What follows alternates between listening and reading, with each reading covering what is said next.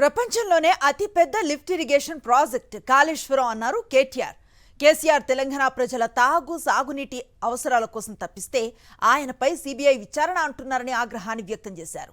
కేసీఆర్ వచ్చిన తర్వాతే తెలంగాణ రాష్ట్రం వ్యవసాయ ఉత్పత్తుల్లో నెంబర్ 1 స్థానంలో నిలిచిందన్నారు.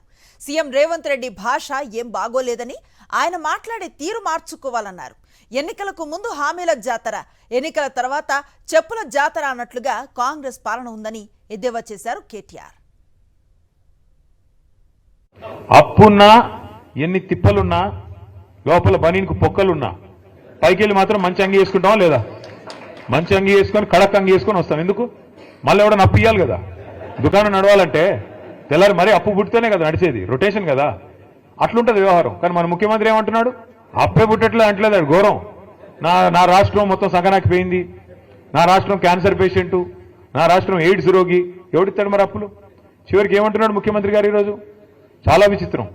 నేను ఢిల్లీకి పోతే నాకు అపాయింట్మెంట్లు ఇవ్వట్లేదు, ఎక్కడ చెప్పులు ఎత్తుకపోతాడేమో అని భయపడుతున్నారు.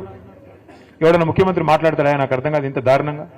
ఇంకా నికృష్టం ఏంటంటే ఆయన అంటాడు, నీ గుడ్లు వీకి గోటిలాడతా, నీ పేగులు మెడలేసుకుంటా. ఇది ముఖ్యమంత్రి మాట్లాడాల్సిన మాటల. పేగులు మెడలేసుకోవడం ఏంది? బోటి కొట్టేటోడు వేసుకుంటాడు పేగులు మెడలు. నువ్వెందుకు? నాకు అర్థం కాదు. ఈయనే ముఖ్యమంత్రి.